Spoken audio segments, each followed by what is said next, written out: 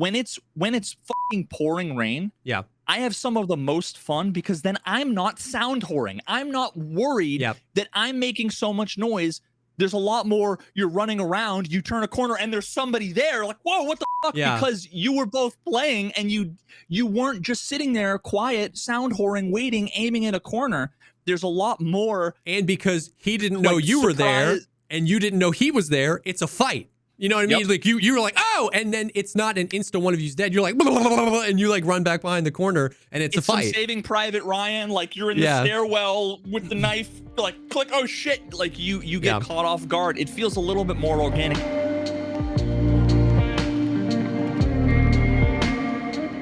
What's up, everybody? Welcome to the podcast, the show dedicated to talking about all the poggers things in life, like music, content creation, and video games. I'm one of your co-hosts, JesseKazam. And I'm Veritas, and I'm really sad that they're going to be removing Steam Audio because I can't play in stereo. I just couldn't ever get used to stereo. I couldn't. What's up? The 9 layers of irony are like they'll impact us when this goes live. Yeah. And then like people are commenting like, yeah, dude, fucking, I can't either. I hate it. Dude. Yeah. People that don't even get that it's a joke for sure. Yeah. It's been, oh God, the fucking, the day, man. I played a little bit of Tarkov just cause it was like, all right, I was gone. Reason why we didn't have an episode last week. I was gone for 10 days on vacation with my wife. We went to Hawaii. That was dope. Yo. I'm tired as fuck just from like, cause did you get back yesterday? Yeah. Jeez. So we left. Well, I guess 16 hours. Left at like 10 in the morning, and then like it's like 12 hours of flying, 3 hours of driving, layovers, and then but like I got back in at like 7 a.m. So like it was just weird. It was like I slept a little bit, did a bunch of traveling. You end up, I think, like a day ahead. I don't know. It was awkward. I'm just tired as fuck. Dude. But then decided to play a couple hours of Tarkov before the podcast just to like see where it's at. Just get in a really bad headspace. yeah, that's what I meant. That's what I meant. To see how the progress of my therapy has been paying off. Yeah, and it was a fun experience with chat and with the game. I know the game is just kind of like, meh, this is just boring. Yeah, same shit. Played some raids. I got out with some stuff. Looked at all the quests and was like, oh, I don't want to do any of these. Yeah. And then, had the whole... I had about like 19 of the like Tarkov community commentary. Yeah. The squad. A good example. I'll just give one comment. That's a good example of the kind of thing. Yeah. It was... Is it true they removed Steam Audio? I saw that in one Peg's video. And it...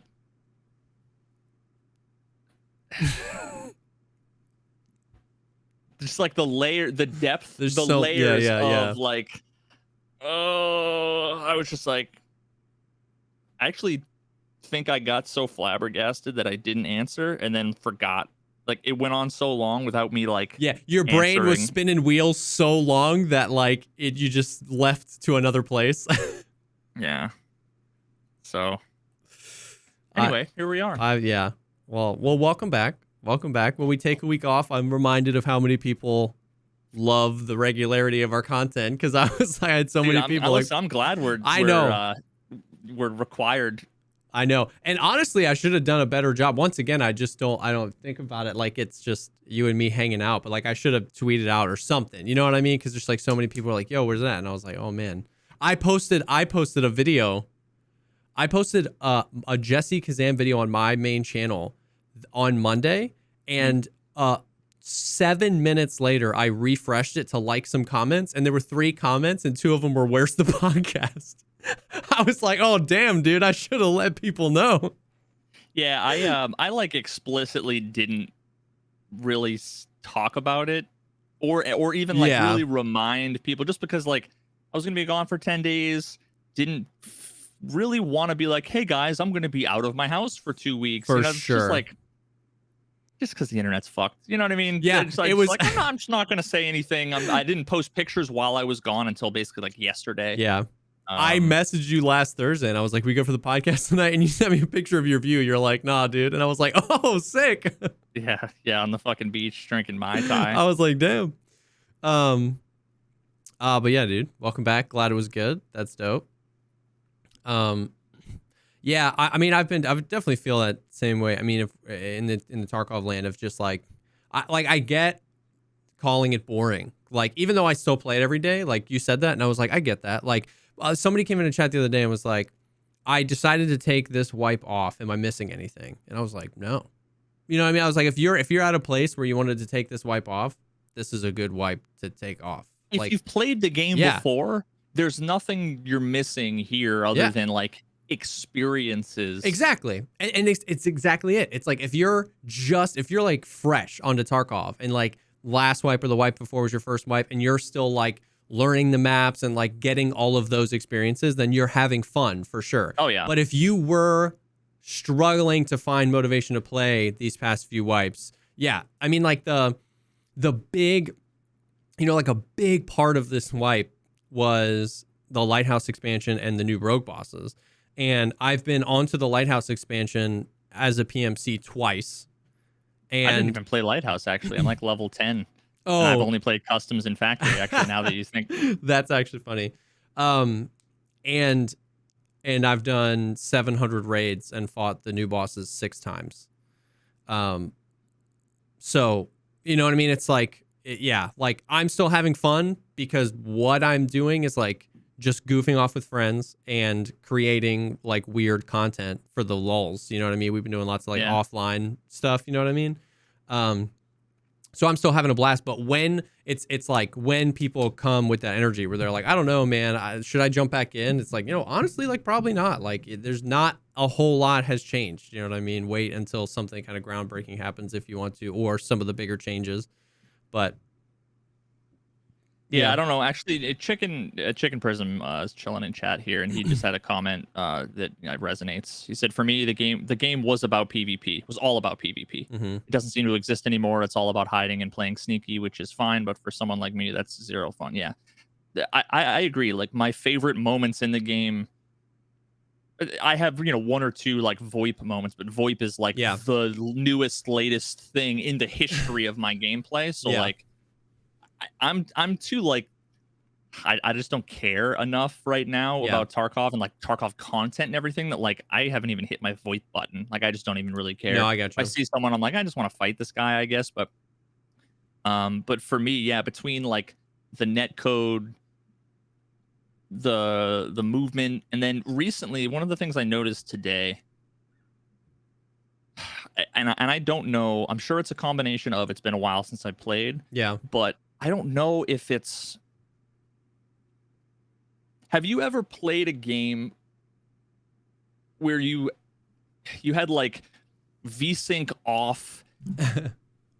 You were playing on like a fucking 140 hertz monitor, but like the game wasn't like... I don't know how to describe it. How do I... It just like... I feel like I can't see or follow things. Like even when people are like running, it's just I can't like aim and follow and have it be visually clear to me anymore. And I don't know, maybe it's my fucking video settings, maybe I've got cataracts because I'm old or something, but like interesting, it just never looks crisp and clear anymore. And one of the things I put down on my fucking my list was like the brightness. Like I can't see anything, dude. Really?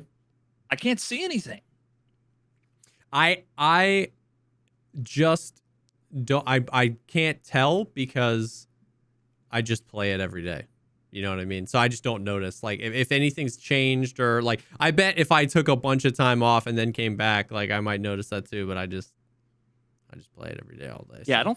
I don't think it's eye strain. Like if I go and I were to play Valorant or CS:GO, it'd be fine. Yeah. But I'm trying to think of like there were times where was it CS:GO or God, I don't remember. There have just been times where when I remember a few years back when a bunch of us were actually moving to using like higher refresh rate monitors Yeah. when that was like a thing. It's like, oh shoot. And a lot of us who were streaming at the time too didn't realize that when you'd like go into your NVIDIA control panel or your display settings, Mm-hmm. that you would have to, let me see, what is there's like some setting that people would always forget to turn off or turn on that would make it so like their frame rate, they weren't like getting the true frame rate. Oh, interesting. God, what the fuck was it, man? Manage 3D settings. I don't know. I've never. Not VSync. I haven't derped around in like the NVIDIA thing much at all. Yeah, I don't know. It just like it just looks weird. It feels Yeah, weird. yeah. It just doesn't feel smooth. It doesn't look smooth. Every other game feels fine. Yeah. But yeah, I can't remember what it is. And then a bunch of people in chat are saying a whole bunch of other things that aren't exactly what I was talking about. But I remember back in the day, like we would get monitors that were like 120 refresh rate, 144, whatever. But their settings, like they didn't update their settings, so they weren't actually getting the higher frames in game. And it just, I don't know if people have ever gotten like really bad migraines, but like that's how it like fucks with your vision. That's like how the games look. Just now, like that's how you feel Tarkov looks. It's just like, just something's not right. Yeah. So I don't know. It between like the darkness and then combine in like the recoil and the optics and everything, like it just feels so fucking awkward. Yeah. And like refined. Unsmooth. It's like not natural, it's not smooth. It just doesn't feel good. Yeah. It just doesn't feel good. Especially when if you've been playing a ton of a game like Trackmania, which is like ultra, not that there's aiming or anything on it, but it's just like, it's just smooth. It's just so minimal in its aesthetic and so smooth. Whereas Tarkov, there's like dark shadows and leaves and foliage and scope shadow and all this weird stuff. Yeah, there's like the visual aspect, which is like the contrast is fucked. It's like dark and awkward. Plus the people move like stuttery and weird. And everybody keeps saying G-Sync and V. It's not that, chat. Just forget about it. Fucking God Almighty. Why do I even say anything remotely tech related? Because nobody. Yeah.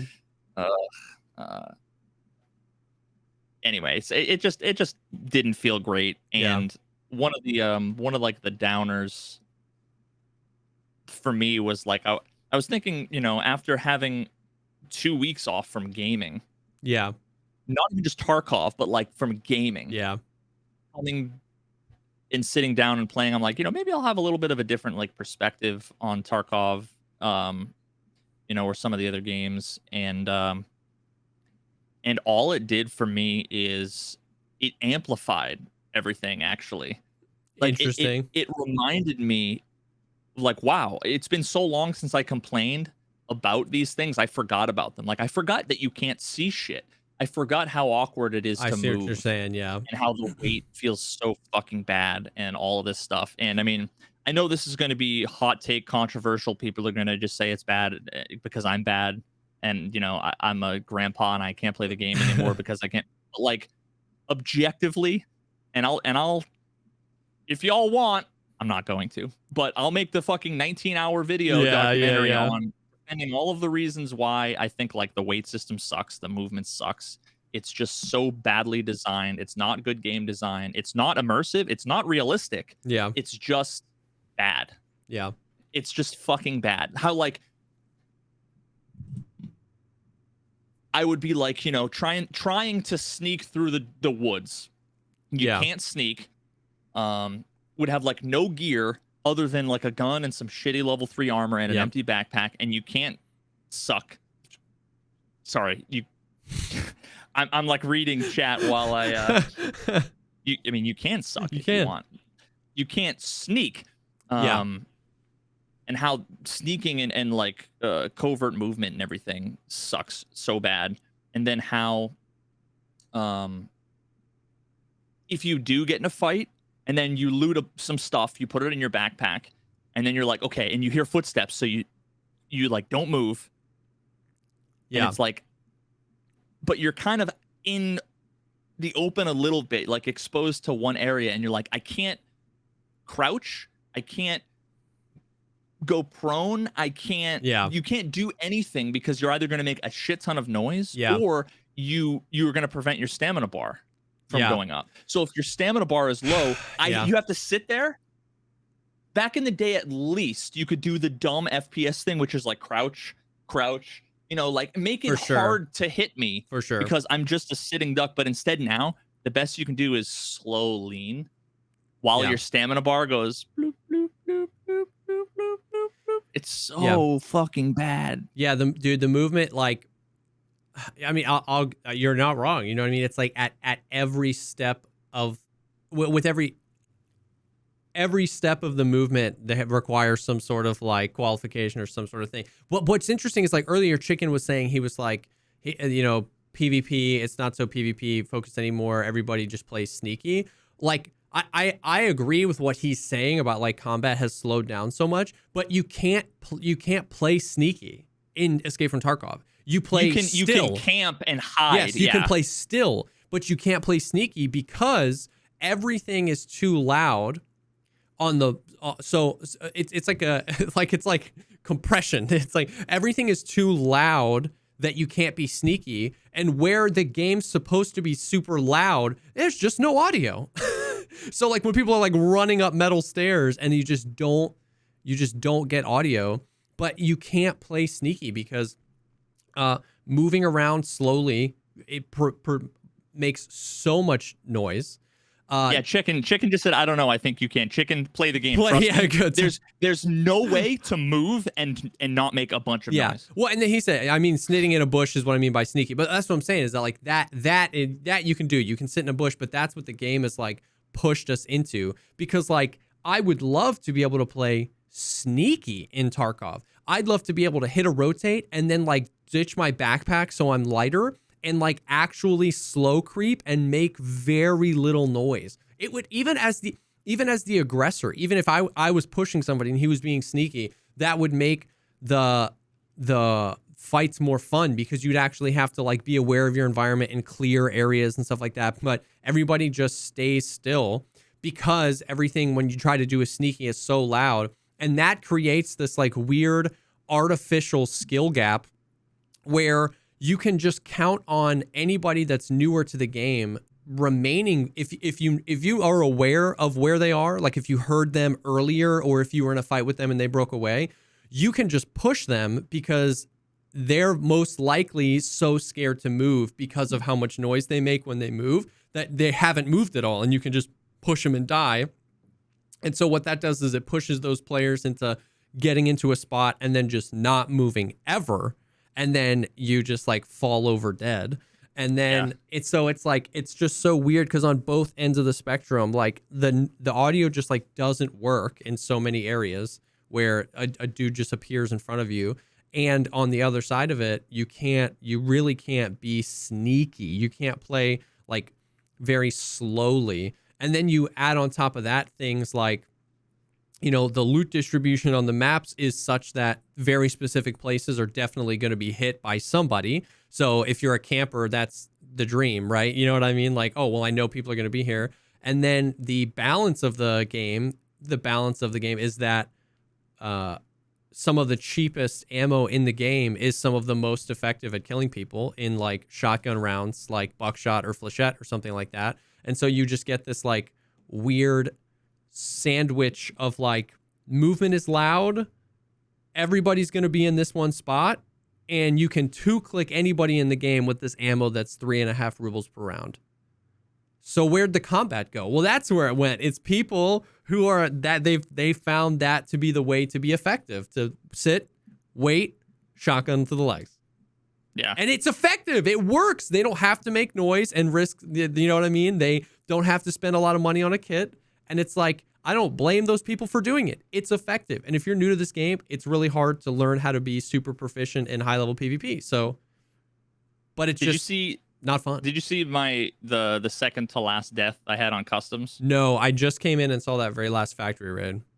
Yeah, so it wasn't particularly egregious, but it was just an example of exactly what I'm talking about. So I was over by like construction. There was a fight going on across the street on the grassy knoll there. You know the area I'm talking about. There's over by the main construction area. There's like the dumpster with the pillar that's like knocked over so you can jump over. So it was across the street from there up on that hill. Yep. There was some shooting going on. I think 2 PMCs, and I like ran up to the thing, jumped over the fence while the shooting was going on, like using that try to cover my sound, make it over under the cover of the gunfight. I ran across the street to like the car with the dead scav lying up against it. Yeah. And then the shooting stopped. So I kind of crouched and was like, okay, I'm going to wait, because it's just green pixels in front of you, right? Yeah. It's just trees. And unless someone's like running it's clearly, hard to see really the contrast. hard to see. So then it's like, well, now I've got the whole road to my back. Yep. Like, what do? I can't, I crouched and I held control, and I started to walk, and it was like, it's like, fuck, I can't sneak up on the guy who I'm almost positive is now looting the corpse, right? So it's like, what do? I either just sprint in and hope to surprise the guy, hope he's prone in the body, and he gets up and it's like, oh, and then gets surprised. So what I did, another scav, an AI scav actually walked over towards the guy, and I'm like, okay, I'm going to kind of slow crouch, use this. He killed the scav, and I'm like, I couldn't exactly tell where he was, if he had ran away, whatever. So then I kind of just like stayed there, looked, and then like saw a couple of pixels move, and then kaboom, and I was just dead to, I think, a shotgun. And it was like, I kind of saw some movement kind of over in one part of the screen. Yeah. But like, I never saw a guy. Yeah. I never really heard it. I don't know how to describe it, man. No, for sure. Like you're saying, the in that situation, the current mechanics of the game push you into one of two play styles. It's Shift W, because between Peeker's advantage, the desync of the servers, and the literal coin flip on, if I just run at this guy, will he even hear me? Those things put it at your favor. So if you're a relatively skilled player and you can snap onto people pretty quickly, you end up in that bucket where it's like, oh, there's a guy there, run at him. Or you end up in the bucket of don't move at all or retreat. But truly, that is where we're at. And it's like these two camps hate each other, when nobody really talks about how it's unfortunate that the game pushes us into those two camps. You know what I mean? The people that play slow are so pissed at the Chads and the Shift Ws, and they just abuse Peeker's advantage and all this stuff. And those guys get so pissed when they die to a guy with a shotgun in a bush. And it's like, it's frustrating on both ends, but it's like, take a 10,000 foot view, and it's because you really can only pop into one of those two buckets to be relatively successful in the game. Because if you were to try to actually like move slow and walk around, he would have heard you and he would have thrown a nade at you. He would have killed you. You know what I mean? It's like, it's so brutal. And the stamina thing, like you mentioned, is so brutal. It's in such a bad spot. Like you get fatigued, and then that makes your stamina regen even less, like even slower. And it's just like, I can't believe crouching penalizes you. Like, yes, I understood that it was like, people in real life, when you do a squat, it makes your fucking thighs burn, sure. And in real life, codified as a game mechanic, it's fucking and in real life, if you did 11 squats for the memes, you would be tired. But like, the amount of times, you're like sneaking around, you jump in a window, you finally get away from the guy, and you crouch to hold a corner to see, like, man, is this guy going to push? And then because you crouched, you're just completely out of stamina. And if something surprises you or whatever, and I think I would bet $100 that whatever metric behind the scenes is like, if player is out of stamina, how long until he starts regaining stamina? Like, how long does player remain at 0% before that bar? They have to have tripled that number. The amount of times I've like been at no stamina and just like looked down in the bottom left hand of my screen and I'm like, oh my God, thank you. It started. Like, it's just like, you're so immobilized and it's crazy, dude. Yeah. And if you get on, you get on your knee, right? You crouch to regain stamina. If you let it go all the way and then you stand up, well, now you've lost half of your stamina It's crazy, again. And it's like, yeah.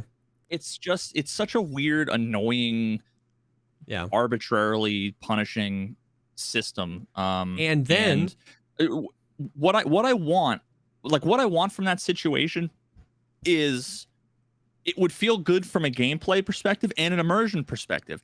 Let me take slow, controlled steps, for sure, aiming down sights, like fucking, scanning to try to find the threat that I know is there. Yep.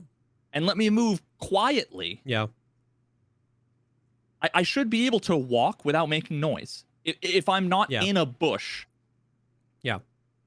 I don't know about you, but I can take steps in grass and have it be quiet. Especially because like there's a universe where this stuff like that synergizes with the weight system, where now there's like a reason to like ditch your bag in raid, right? You know what I mean? Like you ditch your bag while you're running away because you know that when you get to your destination, you want to be able to sneak.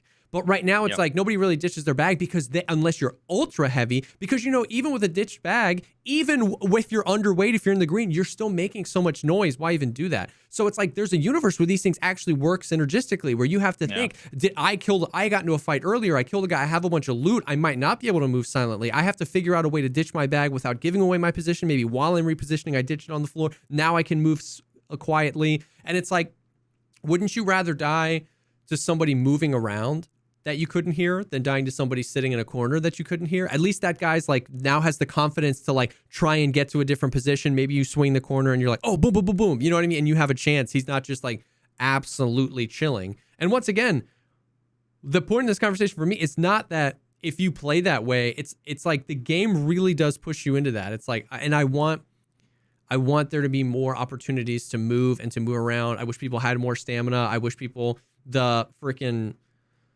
crouching and didn't reduce your stamina, standing up didn't reduce your stamina. Like, it's just so brutal. And then once again, as per usual, the top end is unaffected.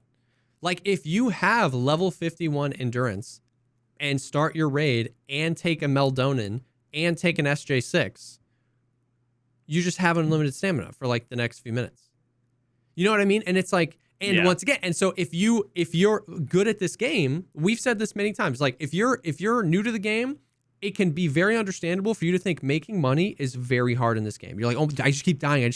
If you're good at the game, it's easy. It's easier than it's ever been. Everything has value. You know, you can still sell so much on the flea market. You can vendor stuff. It's so easy to make money. So if you find yourself in that bucket, well, then you can afford a Meldonin and an SJ6 every raid because you can buy them off the flea market. And now it further pushes that divide, and it comes across as, skill issue. And I'm not saying the people at the top aren't skilled. I'm just saying it's like, just like we've talked about so many times with the AI, so much of Tarkov comes down to like, are you in the know? You know what I mean? Like, do you know enough about the game to know that if you take a Meldonin and an SJ6, do you know enough about the game to know that this is how to make money easy? And if you do, you can just like steamroll everybody that doesn't. And there isn't so much of that. Like back in the day, it really felt like anybody could kill anybody. You know what I mean? Like that was always the thing that was like such a big part when you would tell your friends, it's like, man, and if you position yourself right and you've got a Makarov, like you can kill the Chad. Like it felt that way. But it feels less and less that way because so many of those things require all this knowledge that you just don't have. And it's, I don't know, man. And then that connects to all the other conversations we've had. Like I've been thinking a lot recently about something. You brought this up. I had never considered it before, and now I can't get it out of my mind, which is just like how how much it affected the game that all the LPVOs were added. You know what I mean? Because back in the day, it was like the hammer was the goated scope. You know what I mean? And then and you saw one, Mhm. not, it wasn't, everybody wasn't running it. Yeah, the PKO6, like, give me actually old PKO6 meta, because at least then people were running red dots. But everyone in the game has, like, they added the TAC 30, they added the Voodoo, they added the Razor. They're all affordable. They're all purchasable on the flea market. They're all completely overpowered. It's like the movement system keeps slowing down the movement, and then you give people the literal God mode scope, where like a Voodoo or a Razor in the 1X is as good as a red dot. And then with it's like 1.3x or whatever, which is even better, because it's like it's essentially it's essentially like 1X, focus mode. Focused mode, Yeah, like you're zooming, you're squinting. It's almost like the DayZ. You'd lean in. It's like a little bit of that, but with a scope. You know what I mean? So you get that. Point fire is crazy good. Everybody's running around with IR lasers or lasers on, so point fire is great if somebody's super close to you. And then boom, the optics are so good, and they're so overpowered because of the instantaneous click between 1-6, 1-6, 1-6, 1-6, 1-6. It's nuts. Imagine if you had to reach up and go click, click, Bro. click, click, reach back down, and you couldn't shoot while you were in the middle of that thing. Somebody sent me a Insurgency Sandstorm does that. It's and what's crazy is that like Tarkov could do it without their needing the animation team to animate for every scope on every gun with every mount, because they sit at different heights. Because you know how like when you take a scope off a gun in raid in Tarkov that you have in your hands, what do? He puts it down below your vision, and then he pulls it back up, and the scope is gone. They didn't animate him like grabbing the EOTech, pulling it off, right? That's all they have to do. Some hand wavy video game bullshit, and that's fine. And that's fine, because if it's a better experience, you have your gun, you know what I mean? And if you click the snap thing, have it like, it doesn't have to be way like click, click, click, click, click, click, click, focus, like just make me push my gun down and then pull it right back up. And now I have to reacquire the target. They already have like a subtle little like click where it like goes down like an inch, but still enough to keep eyes on target. You can watch some of these clips. It's insane, dude. Like where you just like snap 1x, pop, pop, pop, pop, pop, point fire, dude. See a guy over there, click in, 6x, boom, out. You see his buddy, you click right back in on the buddy head tap. Like it's so good, and you removed the veil from my eyes, because now when I use them, when I see other people use them, I can't stop seeing it. I'm like, oh my God, like that affects gameplay so much. They're the most used optics among people that prefer to engage in PvP. I did a poll. I'm going to be making a video about this, which is why I'm all heated up about it. But I did a poll recently on my YouTube and on Twitter, and I asked the question, let's say you have an SR25. I already know you'd probably think the same way. Let's say you have an SR25 and you want to be effective on any map. Would you rather have a red dot with M61 or a Voodoo with M80? Oh, Voodoo with M80. And all day, every day. 9,000 votes on the YouTube, 84% Voodoo M80, and I did it on Twitter. I'll take the TCW whatever bullshit over. Yeah, and I did the same thing on Twitter, and it was literally, I think 84% again said that they would rather take that. And the point is, obviously ammo, it's not that ammo doesn't matter, but like everybody always talks about the balance between the ammo and the recoil. Like these are the things we need to balance. And like that poll was to like prove the point of like attachments can be as big of a thing. Like no optic in the game, that's actually not true, but no optic people use reduces recoil. No optic, like it's not like it affects the base stats of the gun, but that is an incredibly important choice. And you can feel so much more confident and comfortable with a Voodoo and M80 than with better rounds, depending on the situation, depending on the gun, obviously. And so it's just like when you add that, and once again, to connect it to the previous conversation we were talking about, when the stamina system slows you down, when everything you touch as you run by it slows you down, when the fatigue slows you down, when the fact that you can't move and not make noise, that slows you down. And then you give everybody at the top God mode optics. What happens? Everybody's frustrated that they get one tapped and that they don't fight. There aren't fights. It's like so much of my deaths are AI bullcrap, 2 taps to the legs or 1 tap to the face. And very few times are you in an engagement where there's firefight back and forth. And then yesterday, me and Jay were basically just grinding customs. I got a marked room finally. He needs a Willer's wallet. And we were just storms. We died well over half the raids. And at the end of the day, we were like, that was a great day. Because for some reason, the stars aligned and we were just getting into fights. 3rd floor, 2nd floor, and I'm dead. Oh, GG's. You know what I mean? But it's like, when you're out and it's just 1 tap, shotgun, 1 tap. It's just like, where's the fight? Like what's happening here? You know what I mean? So the optics thing, I've been thinking about that a lot recently. Dude, one of the things that I'm sure a lot of people and some people in chat had mentioned it too, the whole idea of like, well, you shouldn't be able to move quietly, blah, blah, blah. Like they like that it makes noise when you move. Yeah. But think about this. In real life, and I'm not making an argument about IRL or realism. I'm just saying, think about it. If you had to go through a dead body, a corpse that had a backpack and body armor and a gun and magazines and all that stuff, and take half of that shit, put it in your backpack, reload stuff, re-equip stuff, change clothing, basically. Yeah. What would make more noise? Doing that? Even if you were or walking with a gun in your hand. Slowly. You would make so infinitely more noise. You'd hear clink, clunk, clunk, clunk, like how fucking loud magazines are and all of the metal clunking around from throwing shit in backpacks. Especially since you're doing it as fast as you possibly can. Exactly. Unzipping shit of fucking Velcro, like. Yeah. So there's that. And then think about what it would be like to engage in that whole thing. I don't know about you, but if I'm in a rush, dude, and I'm trying to get out the door, like we're late for something, and I have like socks in my hand, and I got to put socks and shoes on, I'm falling down the stairs. Try in a combat scenario, changing out a vest with magazines and filling one bag with shit from another bag.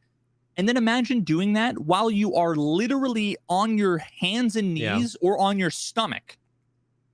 In tall grass or in a bush. It would be like next to impossible. That's so true. Yeah. Imagine laying prone in a bush and changing your clothes. I would like it much more if like you have to walk up to the body and you would have to like take the backpack and like move it over somewhere else. Yeah. Like you can't loot in a bush. Like you'd have to take the bag, move it over to like somewhere outside of a bush before you could then open up the UI, whatever. I don't know. Like it would be sick if all these things were like, cause you and me track for sure. Like that would be like a cool case for body dragging. It'd be cool if you could like grab a body with one hand and have a sidearm in your other hand. And you would like, imagine if you were solo and you'd pull it into a room in dorms and you'd close the door. It's because then you could like do your thing and it's like somebody has to make noise. You know what I mean? You have to hear somebody coming up.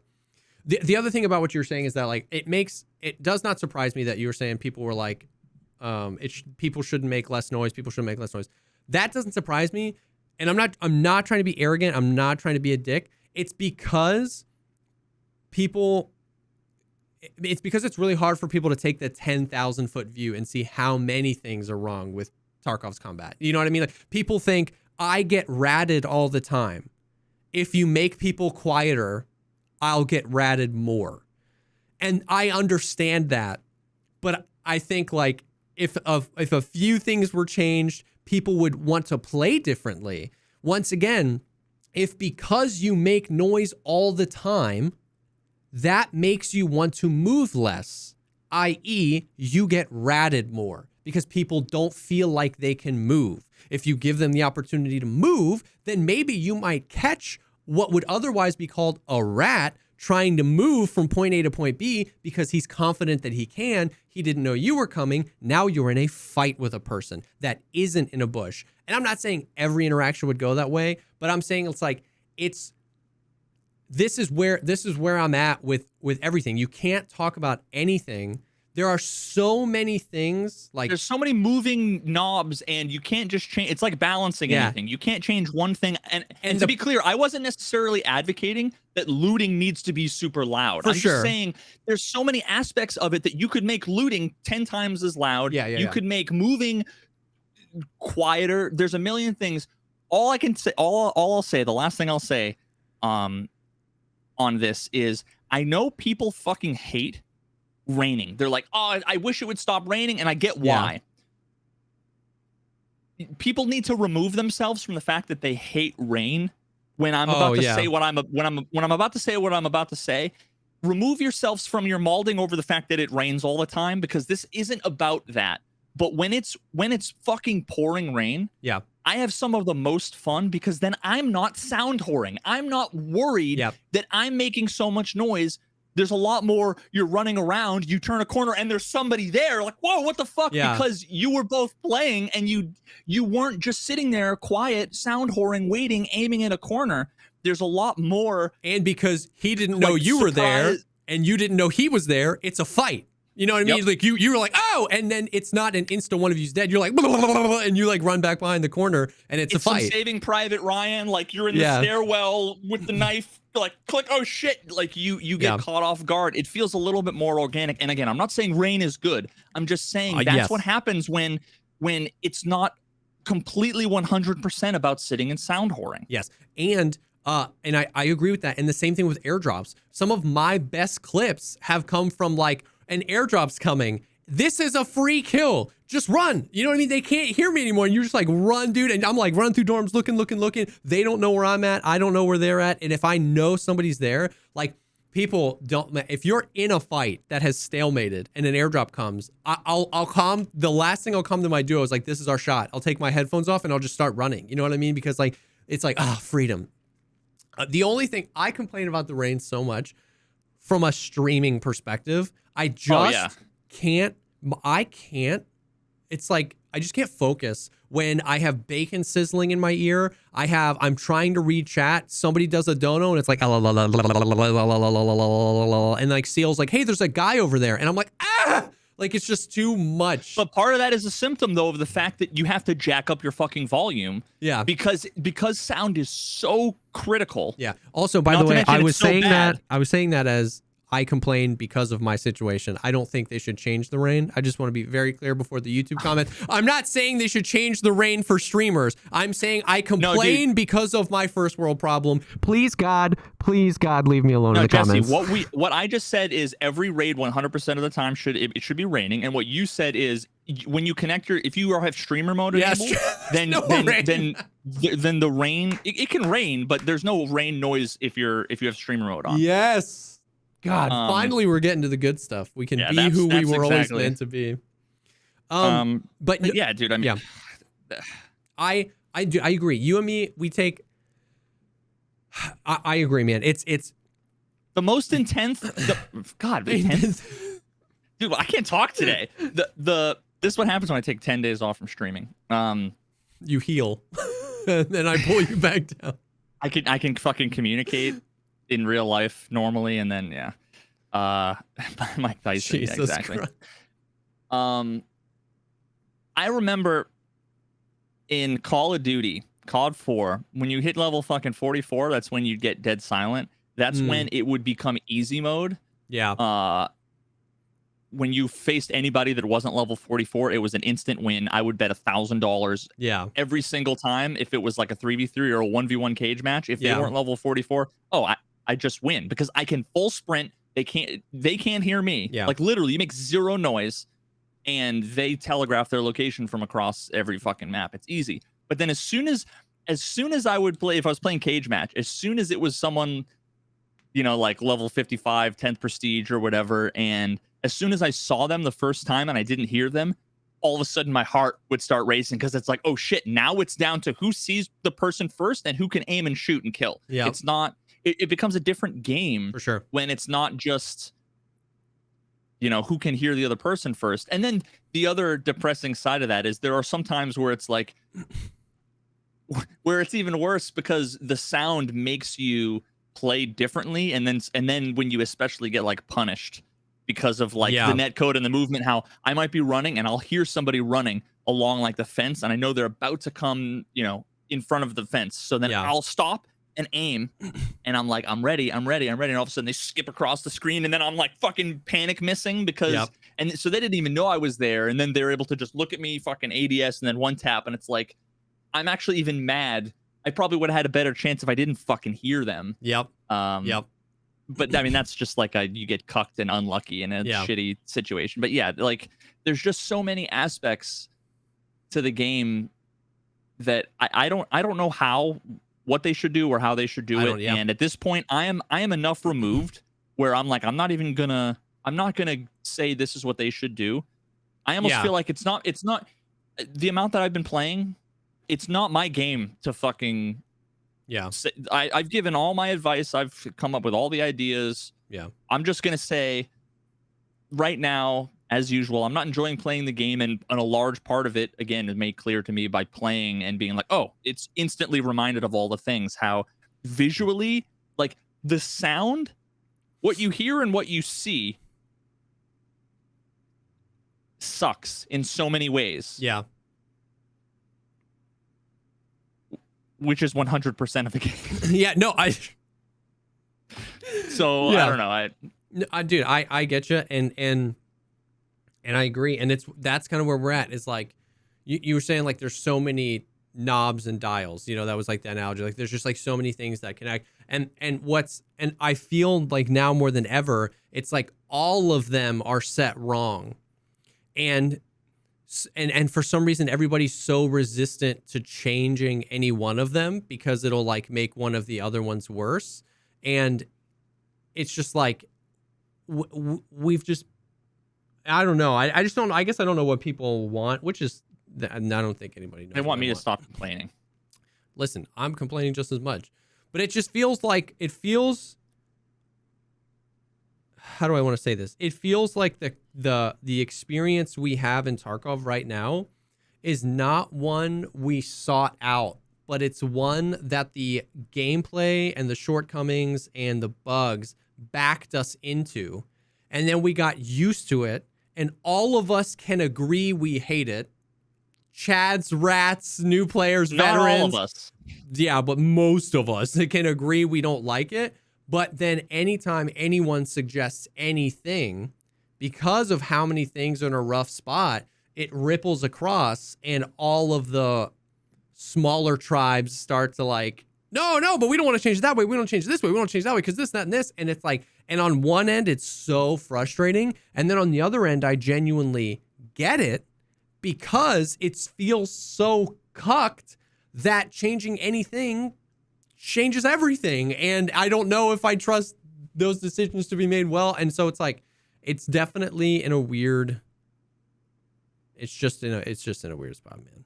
Okay, and one last thing. a lot of the kickback and criticism that I hear about a lot of my criticisms that I'm like levying at the game, a lot of it comes in the flavor of, well, I or my favorite streamer don't complain about these things, or they don't have these same issues, and then like, therefore your opinion is wrong kind of thing. But here's the deal. Even if I was a god at the game and had 100% survival rate and was the greatest ever, everything I'm saying would still be true. All that, even if what those other folks are saying, even if it's true, all that means is they or Landmark or whoever else they want to say that they have mastered terrible, broken, bad design mechanics. Yeah. They have become very good at taking advantage of, and I don't want to say like taking advantage of. I agree with you. They've become very good at playing to the system that we have, to the faults of the system, which is, I'm not gonna like, and no shade at anybody who can play extremely good at a game that's poorly designed. No, and they will tell you that. That's why earlier this year, I sat down with Rengar and Hyperrat and Tiggs, and we talked about it, and they will admit it. They'll say that. They'll literally say they're like, I don't like that this is the way that it is, but I like winning. So I got, they're really, really good at it. And so like we sat down and we did that, and it was complete. We agreed on everything, like everything. And so it's not just this like frustration that I can't get good at these mechanics. Like I feel fine with how I play. It's even at the top, these guys were saying the same thing. They were like, I don't like, they were saying everything that you say. They don't like the movement system. They didn't like the way inertia was implemented. They didn't like it's, yeah, it's frustrating.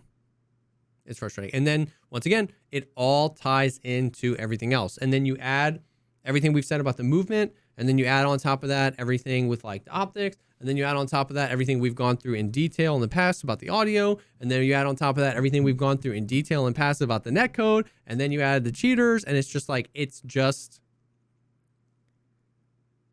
feels like you're chasing down one good raid. You know what I mean? Like one raid where you just like get where things work. And that is just like, I don't know. Yeah, I don't know how long that'll last, you know? Yeah, I don't know. I keep getting asked, what's it gonna take for you to like love the game again? And it's like, here's the thing, like even if they fixed all of the bugs, yeah, and even if there were no cheaters, I would still probably just be bored of the loop, which is like, again, this isn't, nobody should take this as me saying Tarkov, terrible game, nobody should enjoy it, nobody can have fun, nobody should play it. It's just, this is just the reason why I'm not playing it, and I'm not enjoying it, which is something I get asked fucking 800 billion times a day. It's more than just, part of it is me, part of it is the game, part of it is the community, part of it is the developers, just like no part of it. The best thing about Tarkov is what it could be. I'll fucking leave it at that. Yeah. Here's the microphone. Let's drop. But dude, here you go. The audio work is coming later this year. Streets is dropping in a few months, and the netcode is better. Yeah, no, I got you. Yeah, they need loot boxes or like collectible monsters or like NFTs, I don't know, NFTs. Yeah, some way for me to invest Bitcoin. They just sold rubles in the game, then they undercut the RMTers, you know. Yeah. Oh my god! Wait, randomly, I one of the super quick aside related to Tarkov, but also Trackmania. Every day there's one day that's like the cup of the day, the track of the day that gets chosen by like the community, and one of the like legend fucking mappers in Trackmania came into chat today. It was like, yo, there's a little Easter egg in this track, you should check it out. And it was like the track of the day, like last week sometime. Okay.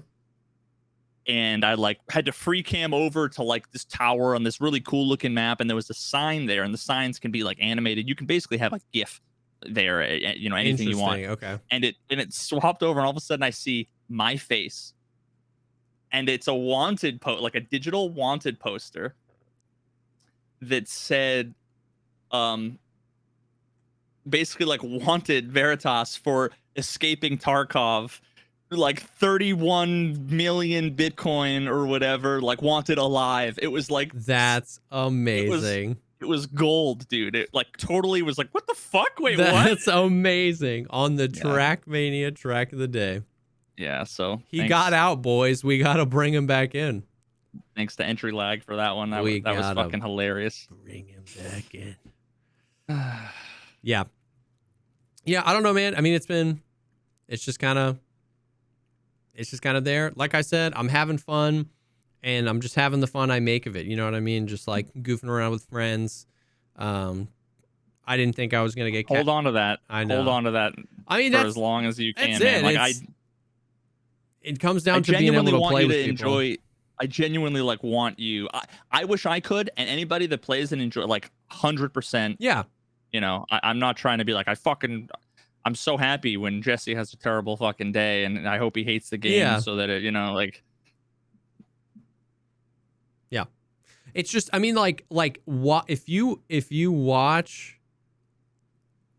you know, a great tell of like the experience that I have is watch, like not telling you to go watch, but if anybody watches my highlight videos on my YouTube channel, they're like 10 to 12% me getting kills in the game.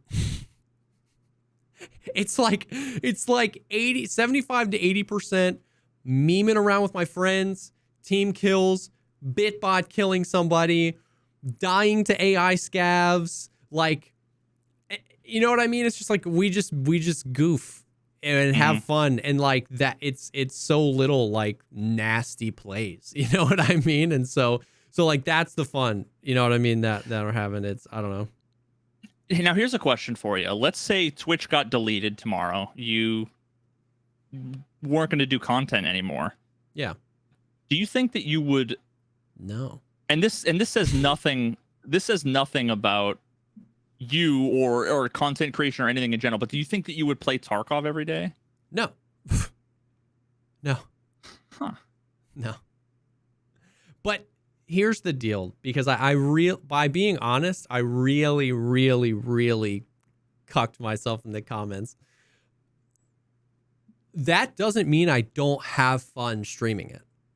Oh no, absolutely. You'll understand that, but I was saying that to the commenters. That you as a content creator, you as somebody who's done this longer than I have, you know that, you get that. But but that's not even a secret. At least once a day, somebody goes, how do you prevent yourself from getting burnt out on Tarkov? I go, I stream. Like 90% of the value I get from doing what I do, the fun that I do, is hanging out with you guys and hanging out with Seal or Ben or Velian. And truly, honestly, and I'm not even trying to like be weird or posture here, when Tarkov was at its best, it was still only 20% of the value I got from streaming. Like, I literally, like, when I told the story of why I started streaming, it's because I moved away from all my friends and I just didn't have anybody to game with, and I wanted homies to hang out with. So, like, if you look at it through the lens of, like, a game has to make you money, streamer, so you play a game you hate and hate your job, but you make money, so you pretend it's fun. Then that's very bad way of looking at it. Exactly. But if you look at it that way, when you hear me say, no, of course I wouldn't play Tarkov every day, you go, oh, and we you're just got a him. shill doing it for the money. We got him. No, but it's like truly, you could interchange any game. 80%. I wouldn't do what I do if I wasn't streaming, even though I enjoy playing Trackmania, because they're just different. Yeah. It's different things. It's for sure doing like what you want and doing what you want on a show to be entertaining for people. They're very rarely, you know, like they're very rarely the same thing. If you have people over, you're not gonna cooking dinner, right? Like, just because if you weren't having company over doesn't mean that you wouldn't cook this meal that you're making for all these people that are coming over. Doesn't mean you like don't enjoy the meal, and also doesn't mean that the thing you would have eaten otherwise would necessarily be better. It's no, for sure. So it's like, and to Chicken's point, there isn't even really anything necessarily wrong with not liking your job and doing it anyway. Like, if you truly didn't like the game, it's like, you can do whatever you want. I'm just saying, for me, the value I get from streaming is from hanging out with my community, gaming with my homies, and a huge value for me personally is playing the game.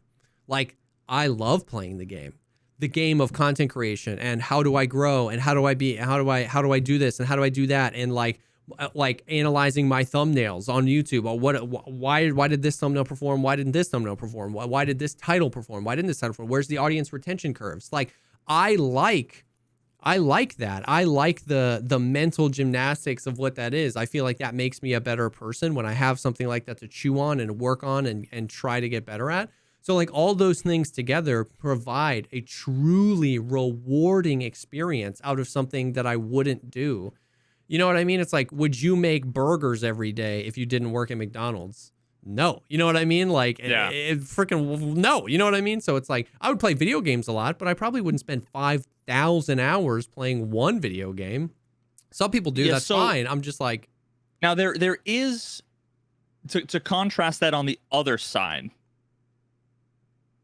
because I already know this is going to get like conflated, and there are people that are going to misunderstand because there was a time where if I wasn't streaming Tarkov, I'd still be playing Tarkov. There was a time, for me at least, where it was like, the reason why I started streaming is because I'm like, I'm going to be fucking playing Tarkov anyway. I might as well have some community, have some fun, entertain people, and make some money while I'm doing it. mhm. Now, that was great, right? Then there was a time where it was like, I probably wouldn't be playing Tarkov if I wasn't streaming. But that doesn't mean I'm not enjoying myself, and it's not like I'm not being disingenuous. There's a whole, they're not mutually exclusive. And it's not, it's if you, the whole idea that like, if you wouldn't do this if you weren't streaming, that doesn't mean that you're only doing it for the money, or you're only doing it for, doesn't mean you hate it. There's just a lot more. And I would There's a lot more absolutely to it. play Tarkov, just not every day for, you know what I mean? Like I stream 7 streams a week. You know what I mean? Like I wouldn't play it that much if I wasn't streaming. Of course I'd still play it and I'd still follow it. I enjoy the game, but yeah, it's crazy because it's not something I feel like streamers tend to even hide. It's just this, people just like have these weird notions about it. Like, you know what I mean? Like I fell in love with New World. I was talking about it every podcast. Dude, I was like, bro, I've been playing New World. Like I loved it. Game. Yeah, I mean, for real though. I stopped playing that game well before it died because my audience didn't like it. Nobody was showing up. And that weighed down on me. People are like, just play the game that you like. And it's like, well, there's parts of it of like, I have 2 children and playing the game you like doesn't necessarily put food on the table. You got 1,000 people all saying, bro, play the game you like. We're here for you. You switch games, and all of a sudden you've got 64 viewers. It's like, oh, wait a minute. Yeah. Wait a minute. Yeah. And so like, so there's that, but then there's also the like, once again, part of it for me is playing the game, and I want to learn, I want to grow, and I do want to dip into more variety stuff, but I want to do it in a way that keeps people entertained and engaged. And I didn't want to play New World. You know what I mean? I didn't want to stream New World to 37 people. So I played it quite a bit offline with Seal and some of the homies, and I stopped playing it online. And I told people that. People asked me, like, the few people that would like digging it, they're like, yo, when's the next New World stream? I'd be open about it. I'd be like, yeah, I don't know. Like, it's not really vibing with everybody. So we'll sit back on Tarkov. And it's like, but if it was the greatest game of all time, you might be willing to stream it for 30 people. For sure. Yeah. So there's a fucking spectrum. There's like a spectrum. My enjoyment, and then as a content creator, strategically, and money, and what do I need in my life and my family, and there's so much to it. 100%. And that's, and like, I don't know. I just don't get why it's weird. And like people think that's weird. It's different for everybody. It's different for literally everybody. What are the external factors in your life? How much money are you making? What is your audience size? What do you like? I know people, like a great example of this is like some of the like #1 advice for new streamers is like, people are always like, don't turn your viewer count on. Like it distracts you. Like don't show how many people. I've heard so many people say that. I've heard so many streamers say that. I've never been able to do that, to be honest. Really? And I've never one time in my entire live streamed without my viewer count on. It's just, it just doesn't do for me what it does for other people. It relieves them. It helps them be like, yes, I don't have to worry about it. My chat, I can engage with my chat. It would do the exact opposite for me. It would stress me the hell out, not knowing where I'm standing, not knowing if some of the things I've been implementing are working, not knowing if I'm heading in the right direction or the wrong direction, what to change. And it's not wrong for you to do that And it's not wrong for me to not want to do it. It's not wrong for you to everything is one size fits all. It's not wrong for you to like gain joy out of playing Trackmania for less viewers than when you play Tarkov. It's not wrong for me to continue playing Tarkov and finding ways to enjoy it, even if I wouldn't do it 80 hours a week of Tarkov outside. And it's not wrong for Johnny to stream Tarkov, even if he really hates it, if it's putting money on the table. It's like, you're the viewer. You are in ultimate control over the content you consume. Why are you going into people's streams telling them, stop playing this game if you don't want to? Stop watching it. It's infinitely easier. You have the power. There's more content on this earth than there's ever been. Just watch stuff you like. Bro, oh my God. Because everybody knows the answer to everything. They have all of the information. They're all tapped in to the fucking source. They think they know better than you. Because they're able to, they go and they see insert streamer here, do X strategy here. No, actually, not even X strategy. They see this streamer playing this game with this outcome. Yeah.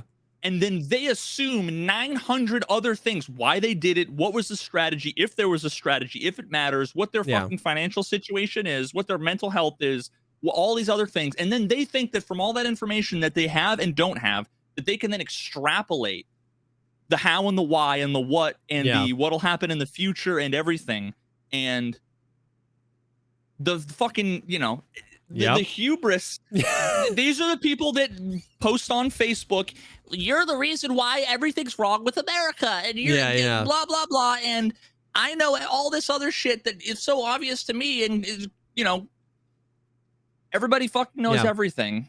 They're all experts until someone who actually knows what they're talking about and is an expert tells them exactly how they're wrong. And I already know that people are assuming I'm talking about me. The thing that just came to my mind was I went down a funny ass rabbit hole. I was sitting there on Maui, the beach of Maui, fucking getting my ass sunburnt, and I had some YouTube videos playing, in my earbuds while I'm just fucking tanning, drinking my Mai Tai on the beach after a long day of ATVing through the goddamn Hawaiian jungles. Damn. And all of a sudden I ended up on like a 3-hour long PhD physicists versus flat earther debate in the biggest air quotes you've ever heard. Yeah. And that right there is essentially like 98% of Twitch chatter tells content creator what to do. Yeah. They don't know what they don't know, and they have the fucking the hubris to think that they have all of the information, and like I can't wait. All of the people that shit on me for playing Trackmania for 60 people when I could play Tarkov for 600. Yeah. I can't wait when, and granted, there's 9 million paths along this infinitely complex, future timeline that we could possibly be in. Yeah. But a year from now, when I'm, at X viewers or subscribers on YouTube, making X content on whatever channel that is, no matter what I'm doing, if I'm doing it, I'm going to be succeeding at it. Now, success is my definition of success, whatever I'm aiming for. It's not anybody else's fucking definition of success. Yeah. If my viewer number is ever lower than it ever was, you're a failure. If that's what you want to think, that's what you, by all means, fucking think that. But switching over games, killing my viewership and making a whole bunch of variety content is completely scuffing until 3 years from now, when I'm known as a variety guy and have a fucking bajillion viewers, and I'm doing, Asmongold, XQC fucking shit for 1 million people, RP. Those people aren't going to be around to be like, oh, you know what, I was fucking wrong. All of the people that told all of those other people all of the mistakes they were making because they think that they know. Yeah. Or maybe I'll still be playing fucking Trackmania or some other game for 75 people. Maybe they'll fix Tarkov. And you know what? The reason Copium. why, yeah, and the reason why it doesn't matter to me, because those people don't know my financial situation. You know, the fact that the goals I have, or the stresses I have, or the requirements I have, none of it fucking is the same as what it would be for them. Yeah. Or insert their favorite millionaire streamer. Yeah. Here, right? Like, but if you just want to assume that every content creator is doing it to maximize views and maximize money, Yeah. well, then everybody's a fucking failure other than XQC and Amaranth. Yeah. You know, like, yeah. But think of all of the million things that I could do to infinitely increase I could put ads on Battle Buddy tomorrow. I have almost 800,000 downloads. You know why? And there's no monetization. And you know what? I don't fucking care. So the moment anybody says I'm failing because I could make more money and I'm not, you're an idiot. I open Battle Buddy every day, like to check an ammo or whatever live. And dude, it's so funny you said that. Like 3 days ago, I was like, doesn't he have a counter on how many people have installed it? And I clicked the thing and I saw like 780,000 Battle Buddies. And I was like, Jesus Christ, I had no idea, bro. That's nuts. Yeah, imagine if I charged 99 cents for it. Yeah, or freaking put ads in it or do whatever. Oh my God, I could not believe it. I was like, but, you know, for me, it's to get a penny out of a dollar out of a bunch of people would be cost prohibitive for enough young kids or whoever who just don't have the means to fucking pay $1, and the ads would be, as someone who hates ads myself, but who doesn't want to be a hypocrite, it would be just as annoying to have to fucking deal with ads or whatever. So I'm just not going to do it because I'm not motivated by money. Other people are, but again, I'm fortunate. I'm in a completely different scenario, a different situation than Jesse or anybody else. I don't have kids. I don't have. My mortgage is next to nothing. I had spent 10 years as a fucking engineer. My wife is a pharmacist. She makes more money than I do now. I might as well be the fucking stay-at-home cat dad. Like, it just doesn't matter to me. Yeah. But my decisions would be insane for 98% of every other streamer. I would be, if I had multiple kids and loans and a mortgage that was not, you know, way less than the average and nothing in savings, and I was the breadwinner, the decisions I would be making would be the most selfish, fucked up, irresponsible decisions ever. Yeah. But I'm in a position where it doesn't fucking matter to me. But again, that's why whenever anybody's like, look at what this person does this, they should do this. Jesse, you should play this game. You shouldn't care. You should play whatever, dude. You shouldn't worry about the money or this. Dude. It's once again, people just need to stop saying facts, dude. And to so many people, just existing is offensive. Yeah. Just the fact that you exist, that you worked hard at a different time of your life, that you got opportunities. Maybe you got opportunities handed to you out of pure luck. Maybe you worked for some opportunities. Maybe a combination of those things. You worked and you saved and you married somebody that also $1 million that also worked hard, and you guys bought a house at a perfect time. Like and like cosmically, you're here. And your just existence is frustrating and offensive. No, I'm not saying you specifically, but like people, you know what I mean? It's just like, that's how we are we look around, and so much it's so frustrating. And like, I mean, literally, this exact difference here, like your perspective versus, you know, me coming out of a bunch of failed businesses. I got married when I was 19. We started a bunch of business. Dude, 4 years ago, we were on food stamps. We were on Medicaid. We were it was like children. We're like, oh my God. And it's like, I make different decisions. And and it's like your definition of success, my definition of success is different. And that's like, okay. Like, you know what I mean? It's just like, it's unreal. And people can't handle like a measured response. Like, it has to be so binary. It has to be all or nothing. Like, you know what I mean? Like, I've noticed that more and more doing the podcast, because like I will be very critical about the game and about the systems of the game, and like we will go for 2 hours at a time, and I'll be like, yeah, this sucks. This is brutal. But then I'll go play the game, and it's like people will tell me that I'm one way or that I'm thinking a certain way. Like, they tell me, and it's like people can't comprehend that. People can't comprehend that, like, criticism about something that I love and enjoy. You know what I mean? Like, I am having fun playing Escape from Tarkov, but I'm also not unwilling to be like, this is super busted. It was better this way, or it should be better this way, or whatever. And like that, having any sort of like measured response, any sort of like, it just freaks people out, dude. And it's so weird. Dude, and the it's most so obvious, frustrating. The most obvious surface level first thing that comes to people's mind is the first thing that they type and they say and they stick to it. Yeah. They don't want to think. They don't like it's amazing to me how many people come in and talk shit about my viewer numbers compared to Pestily.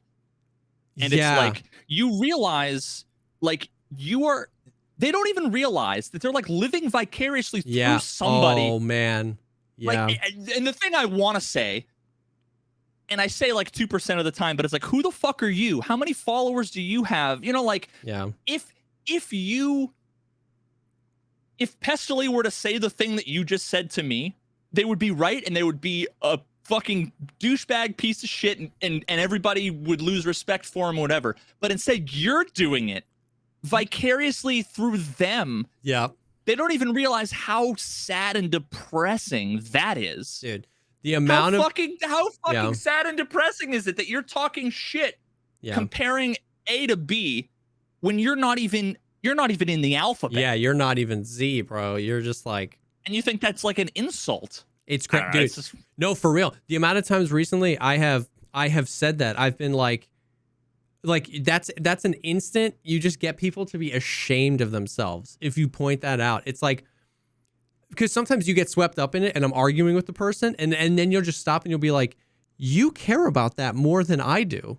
Like, what do you do for a living? Like, why do you care about it? Like, what's it mean to you, buddy? Like, open up to me. You know what I mean? And it's just like, and then it's like shame. It's like, oh, that's embarrassing that I like, but it's crazy. Yeah, it is unreal. It's like, why do you care about my viewership, or why do you care about how much I'm enjoying playing the game more than you?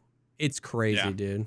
And in every universe, it's the end result is amazing in every universe, because it's like, okay, let's say if you want to look at me and say I'm a failed streamer content creator because I'm playing a game for money, or because I'm playing a game and making no money, or whatever, or like you fell off, right? Like, you look at your trajectory and now you're down here, like that's a failure. Okay, by all means think that. I want to see you climb. Yeah. So imagine I said that. That's basically like a challenge, right? It's like, you fucking do it and then talk to me. But then imagine they do it. Imagine they, a year from now, are at 100,000 viewers and they're like, I'm a fucking millionaire. Now come back into my chat and say, I fucking did it. Look at me. Now it's like, well, now you have just demonstrated that you're an arrogant, full of yourself piece of shit, condescending, rude. Like, it's even worse if you've done it. If you accepted the challenge and did the thing. Yeah. Dude. Because anybody, any content creator would recognize that saying the shit that they're saying, dude, what happened to all your fucking viewers?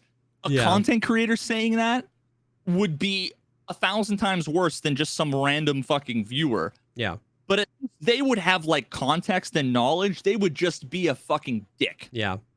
But you're a dick and you have no context or knowledge, which makes it's even better. Yeah. It's even better.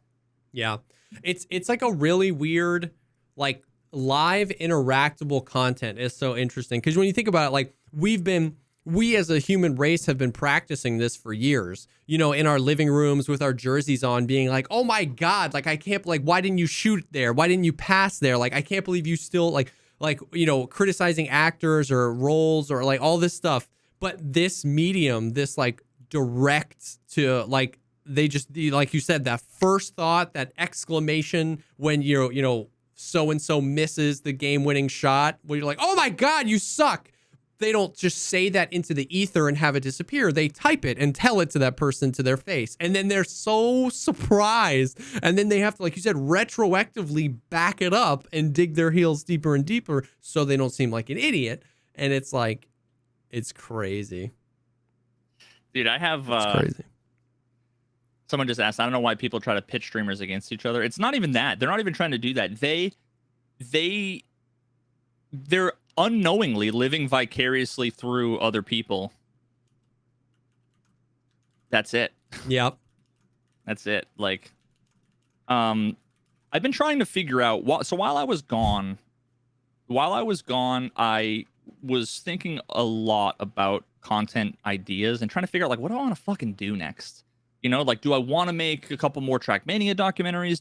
I have I listened to the first like three seasons of the podcast Serial.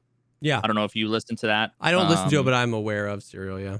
You should. They're very good. Yeah. But and then I also was listening to a few other ones that were like, some of them are like true crime adjacent. Some of them are kind of sociological stuff. I listened to a lot of Radiolab and Reply All, although Reply All is pretty much done now. And the thing that I'm in a weird place where, like, this is one of the very few periods of time where I'm like, you know what, I just don't feel super compelled to do anything right now, which is great because I've been doing 8 million things. Yeah. 80 fucking bajillion hours a week every week for 4 years, you know, so it's like it feels kind of good to just like not want to fucking do anything right now. For sure. I get that, yeah. But I have an idea for something that, let's just say it's like adjacent to that whole like documentary true crime, but not true crime, but like sociology, but like content creators stream to it. I have an idea for something that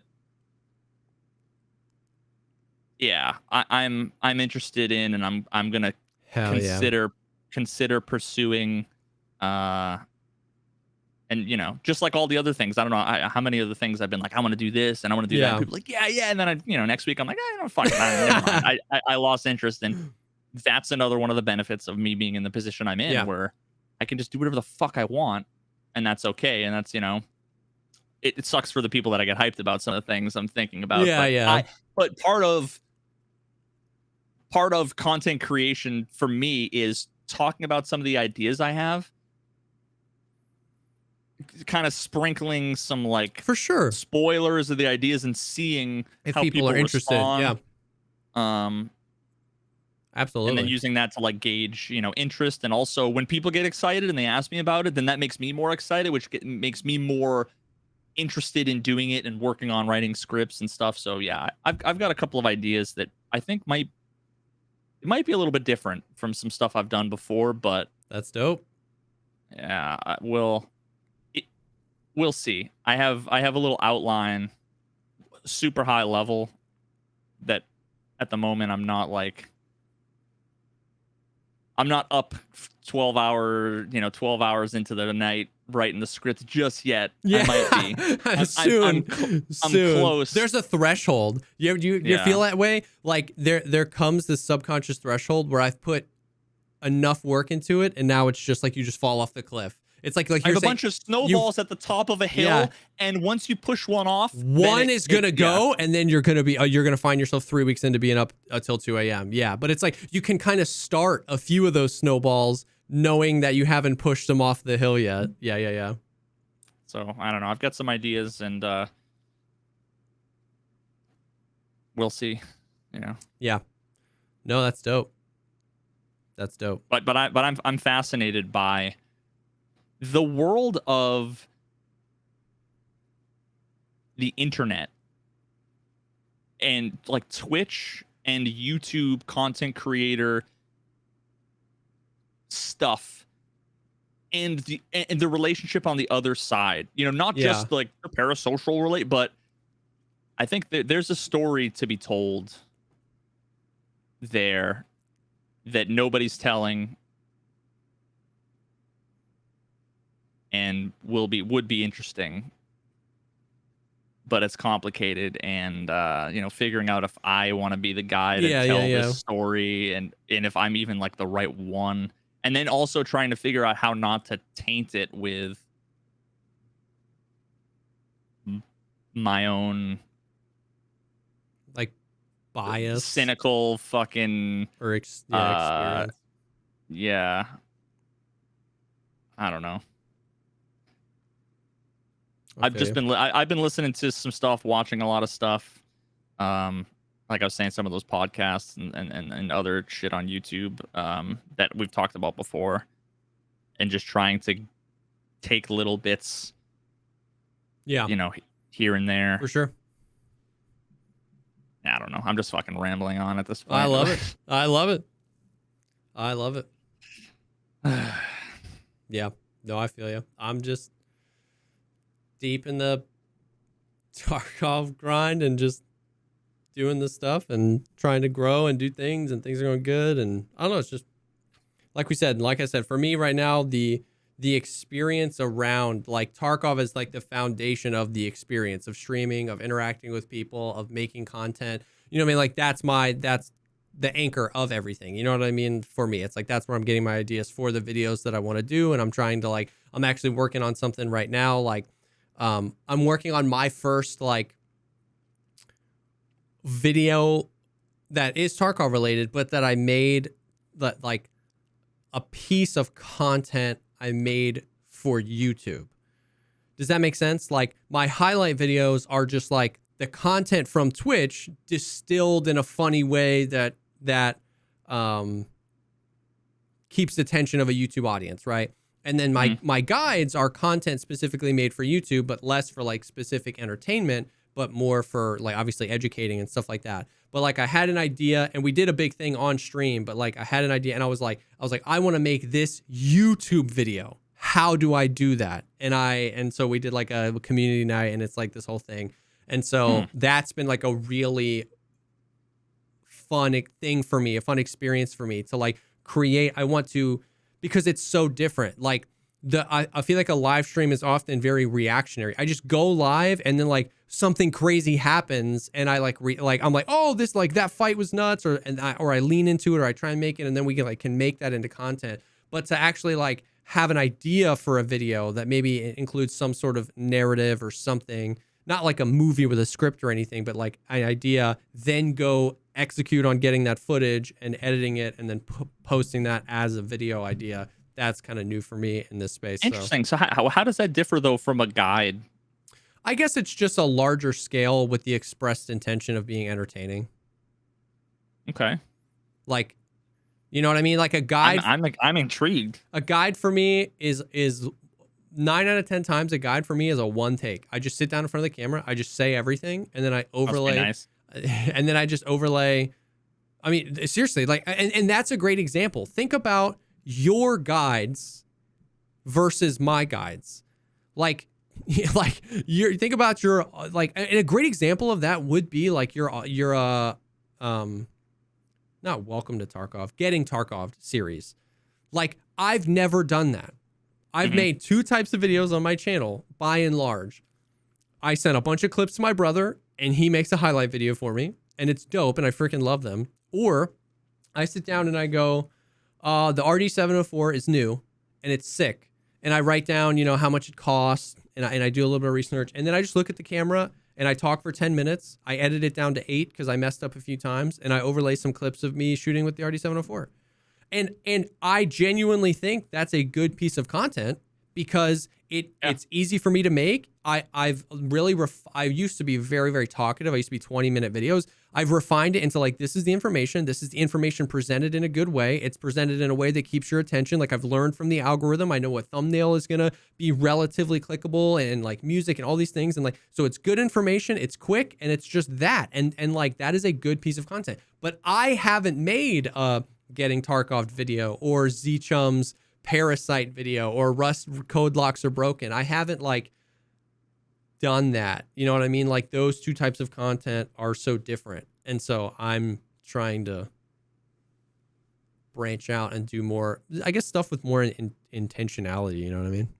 Yeah, dude, I'm looking fucking forward to that. So I'm because I enjoy all the content that you make. So yeah, and it's not that I don't want to stop making that type of content. It's just like I want to grow and do something different. You know what I mean? Yeah, And yeah. like, and yeah. That makes that kind of brings something to mind here. That now that I feel like the last like hour has been us just being like super candid and just like fucking just saying all the shit. But one of the things that I've been conscious of in a lot of the content that I've been making recently, and it's like trying to figure out if I want to lean more towards what I've been doing or away from that even. One of the biggest criticisms I get often, although it's still in the minority of the feedback I get about my videos, is just like, you say so much, you know, you could have said, you could have done this, and, you know, this video is an hour long, it could have been 8 minutes, you know, blah, blah, blah. Yeah. And so take that, the whole idea of you say all this stuff, it's superfluous, it's, you know, it's extra, you know, why use many words when few small, words do trick, you know? Yeah. So keep that in mind. And then also, so put that in slot number 1. Yeah. Slot number 2 is the fact that there are a lot of really successful content creators that can not just do guides, but tell stories. Yeah. But there's like different ways of doing it. Like there are videos that I've seen that are video essays that like they tell these stories and that you get all the emotional arc of like the climax and then like the finale, that kind of. And some people do that in an hour long or a 90-minute video, and it's fucking amazing. Some people can do a video essay and tell a story in 20 minutes. That's like, wow, that was like, it was really. And it's hard to know what's better. Dude. There are YouTubers that will do either, that will get 10 million views and whatever. You could argue that like some of the things that I've done that got 100,000 views, maybe if I could have done it more condensed, you know, in 20 minutes, maybe it would have been more accessible and would have gone wider spread, but maybe it might not have said what you wanted it to say. It might not have said all of the. Dude, yeah, so I'm throwing all this stuff out there. So then with all that in mind, think about how many guides there are that just tell you the things. Yeah. But there's no analysis. Yeah. It might as well be, it's an entertaining, bright, flashy visual and auditory way of sharing a wiki page with you. Yeah. I'm going to say these 7 bullet points with some cool music, some cool videos and whatever. And those do really well. And people are like, great, there was a lot of stuff really quickly. Oh my God, great. But it was like part of me, and this is like no shade at anybody, because there's clearly, I mean, the algorithm demonstrate this, that there's like the most of the demand is for that. Yeah. But then again, at the same time, I will say that like, it's funny how half the comments I get are like, it's amazing the depth and the detail and the analysis that you know, Veritas, you have in your video that you can't get anywhere else. And then a bunch of the other feedback is, what's with all this extra fucking bullshit vestigial analysis that nobody cares about? You should have just left it out. That will never deter me from doing the shit, you know, doing that analysis and the opinion and whatever it is. There's an interesting like kind of middle ground where it's like, I'm sure that I could take a 45-minute video and probably could have done it in 29 minutes or something, right? Like, but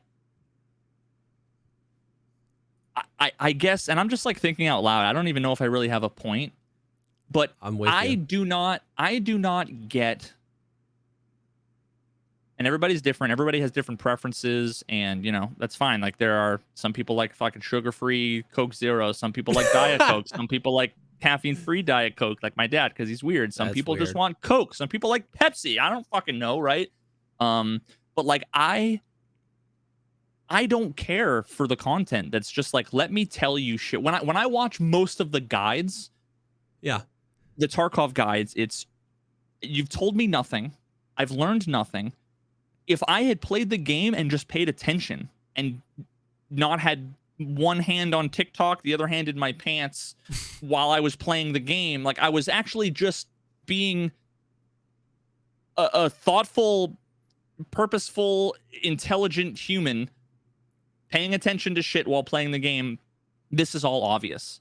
Yeah. But some people, but when if you make a video like that, I feel like 98% of the people are going to be like, this was great, thank you so much. And it's like, yeah, there's I feel like there's a demand for, let me tell you the shit that most of it you already know, but I'm just going to do it you want to know why? Or at least my small take on why is because there's too much. See, and somebody said that's the problem with being intelligent. I don't think it's fair. I totally get your analogy, and I think it's funny, and you weren't saying this, but it's not fair to say those people aren't intelligent. It's not fair to say the people that consume that content. All I'm saying is they're all dumb, and I'm 175 IQ. That's all I know. I'm saying, I mean, I saw it in chat, and I was like, no, that's not where Veritas is going. I think part of it, at least for me, because I consume a lot of that type of content, and I consume a lot of the analytical. Like you and me have talked about like video essay channels. Like you put me on some of Jacob, what was his name? Gillier? Oh my God. Like no, wait, not Jacob Collier, not Jacob. It was something with a G. Yeah, I don't remember. Jacob Geller. Yep. And tons of stuff like that. And I can go deep. I've watched 3-hour videos on Jack and Daxter. Like I love the analysis, but I also love the quick hit. And it's because I feel addicted to information. I just want to know more. I'll find myself watching build guides for like World of Warcraft, even though I have absolutely no interest in playing that game. Same. And when I'm in that mode, I just want the 8-minute. Why is the warrior class better than the mage class? Boom, boom, boom, boom, boom, boom, boom. I'm never going to play it. You know what I mean? And I'm not saying that everybody that engages that type of content. I just think there's so much information out there that's the doorway. That's the stepping stone. And Veritas, if we're talking candidly here, this is the master plan, bro, is that if I can build the doorway and Narnia on my channel, I think I might be successful. Is if I can get everyone sub to low common denominator bullshit clickbait. yeah. Basically, do you know what I mean though? Is that if I can be viewed as, because then I will. I did it too soon, man.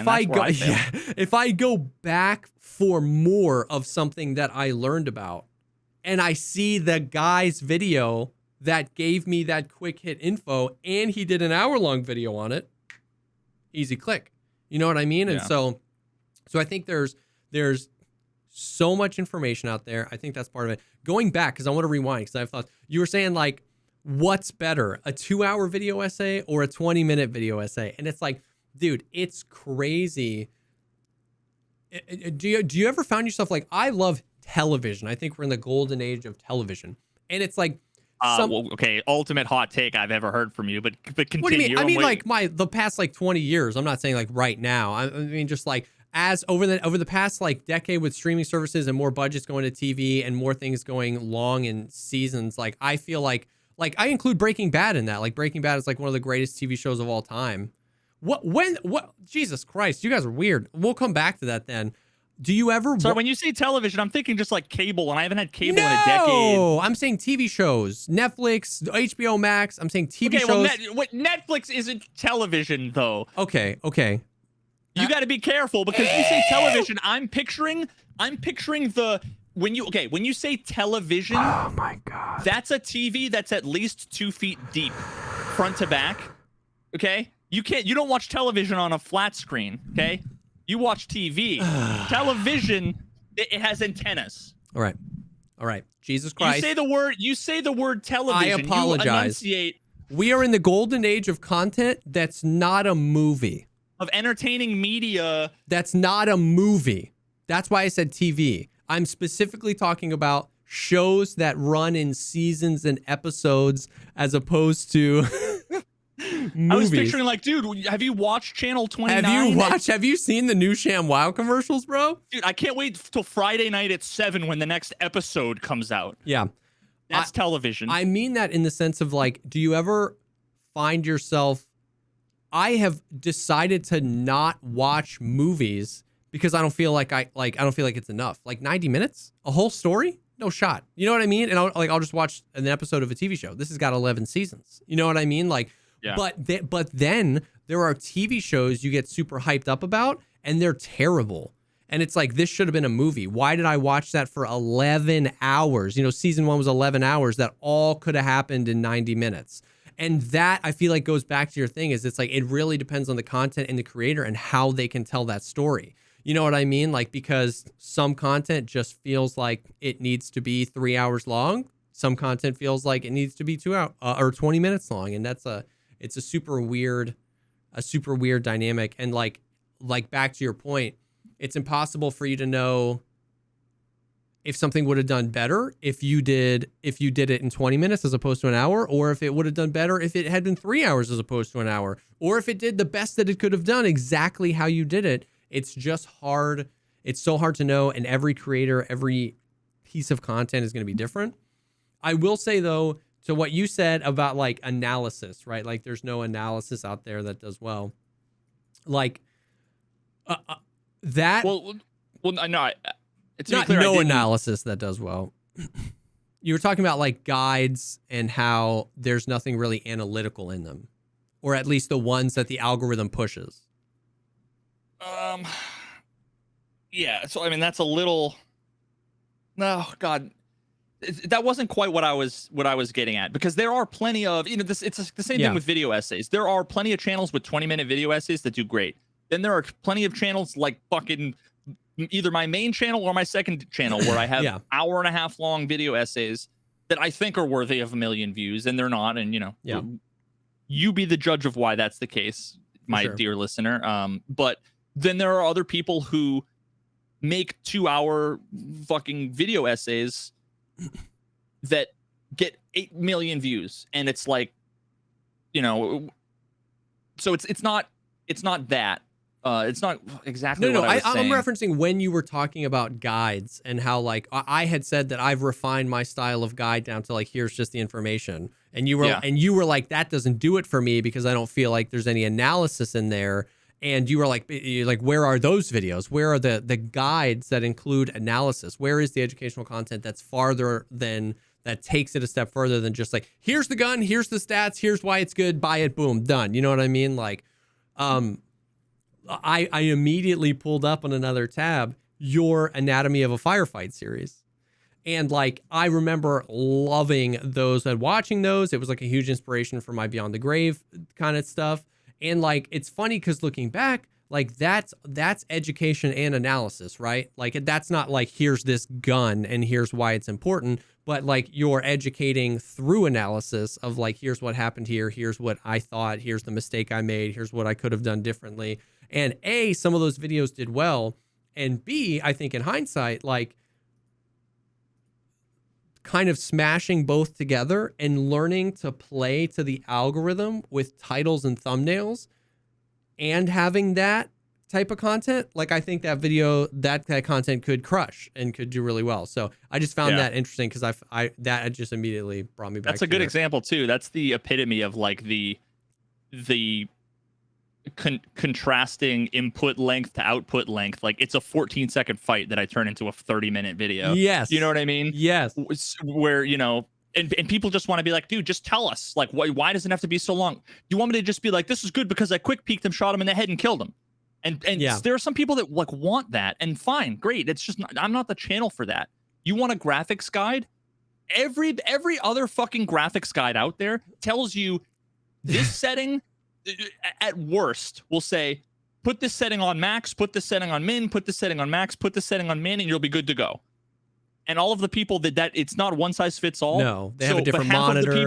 Half of the people that it works for, they're like, this is amazing, you're a god. Oh my God, you're a genius. And then the other half, they're like, what the fuck? And they might leave a comment, or they might just not fucking say anything and go watch another guide. Yeah. And then when I do my guide, I say, I'm not going to tell you what the setting is. I'm going to tell you what they do so you can make up your own mind. And naturally, I'm okay with the fact that doesn't perform well because it's not what it's like a mother feeding you fucking vegetables.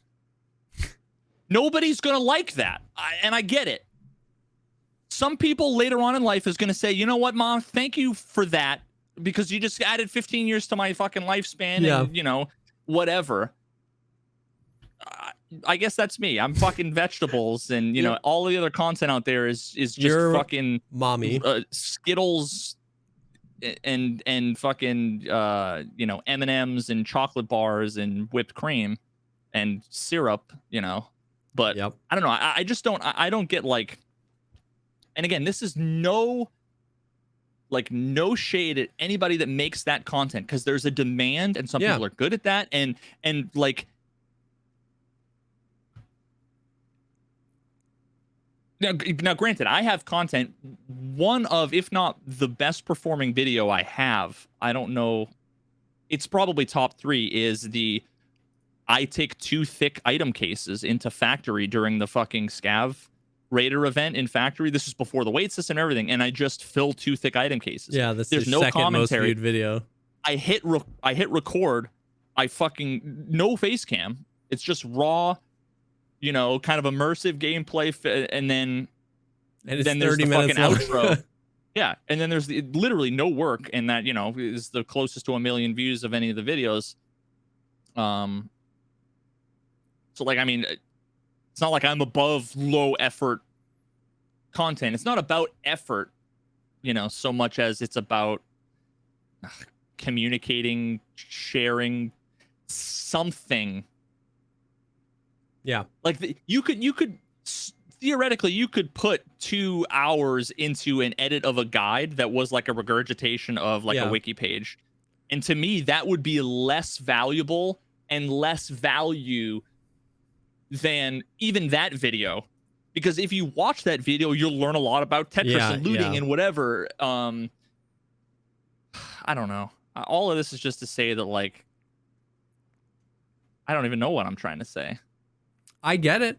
This is just something I'm always trying to like think of and understand how, like, I can watch a video that's 25 minutes that I can be like, that was a fucking fantastic story, and it was 25 minutes. Like, for me, I can't tell anything in 25 fucking minutes. Yeah. You know, the thing that I'm learning about YouTube is like, it's all, there's 2 battles. And battle 1 is all title and thumbnail. And then battle 2 is retention, right? And so it's like, you could have an amazing video with super high retention and a bad title and thumbnail, and it won't crush. You can have a really great title and thumbnail and then have a video that's terrible, and that's most often clickbait. And then those videos sometimes do well because of how much weight is on title and thumbnail. But like, that's the, it just comes down to that. It's like, are you willing to play the game in those areas around any type of content you want to make? Even if you want to make like, once again, I watched a 3-hour long video on Jack and Daxter, and it had 1 million views. And so it's not to say that long content is bad, and it's not to say that niche content is bad. It's just that, like, there's some combination of retention, thumbnail, title that makes that work. You know what I mean? Like, I don't know. Yeah, and I mean, my rant is, obviously I didn't know where I was going with it. So it's no wonder that it went nowhere. I just literally said 2 + 2 = 4. Therefore, 2 + 2 equals the sum of 2 + 2. I mean, so yeah. I'm saying a whole lot of nothing, but like, I guess I care. My point is less about like performance and more about being like creatively. I want to make content. Yeah. That makes I'm like creatively fulfilled. Yep. That is also like entertaining and also like efficient and also like, I want to be a good communicator of information and storyteller. And there's just like a lot to that. And the vast majority of YouTube shit out there, it is like the antithesis of that. And there's just so much that I'm trying to like learn. Yeah. From all of the good examples. Yeah. from all the people that have been able to do that. Yeah, I don't know. Yeah.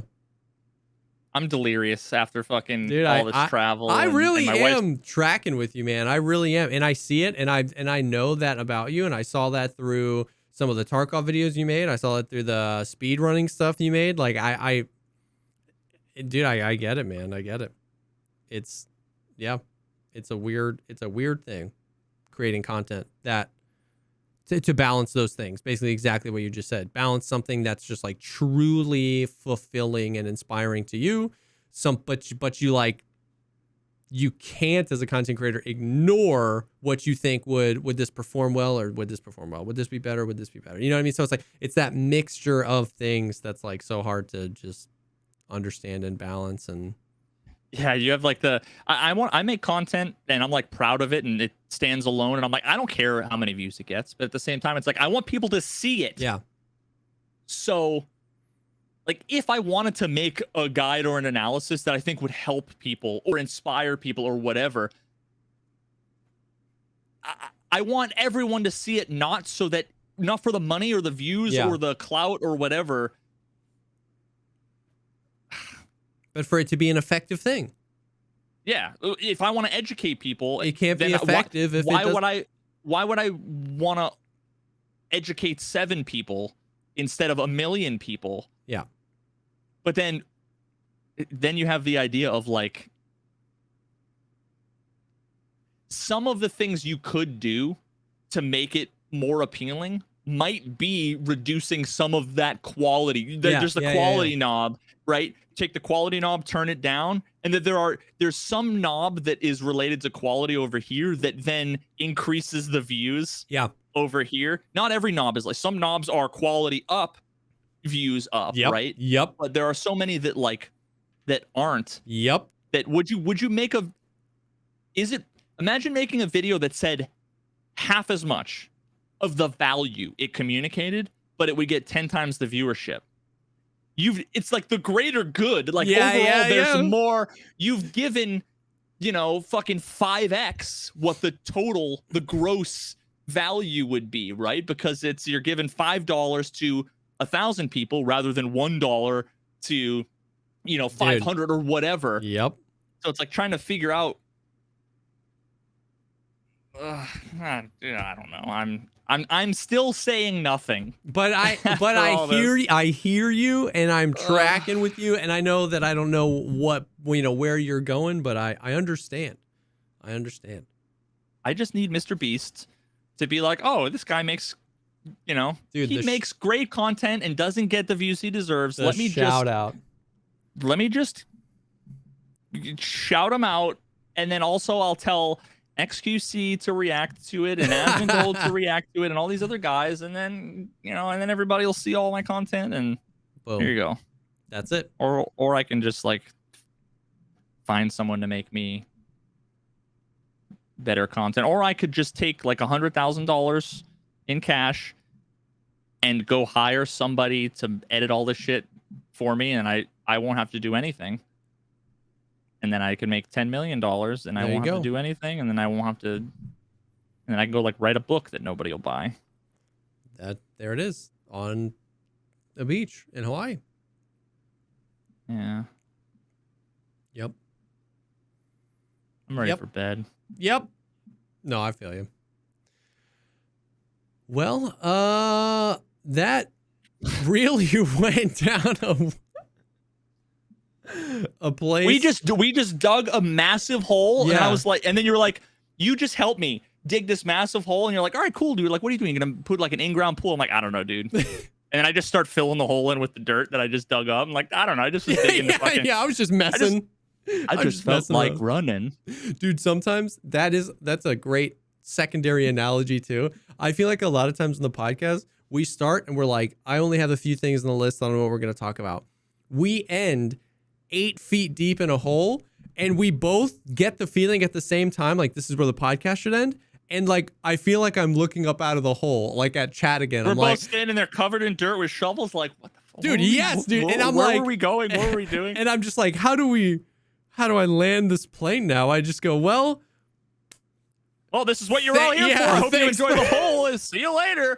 Thanks for hanging. Thanks for coming into my hole, chat. Dude. Creamcast. Welcome to my hole. Welcome to the hole. So yeah, I'm just like, yeah, no, dude, I loved it. But I'm like, all right, so thanks for hanging. Oh man. But yeah. You've been watching that Hot D?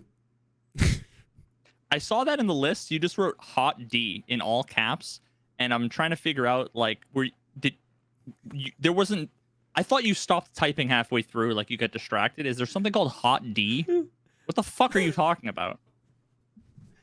Yeah, it's what some people are calling House of the Dragon. I was waiting for somebody to put it in chat. Yeah, House of the Dragon, the new Game of Thrones TV show.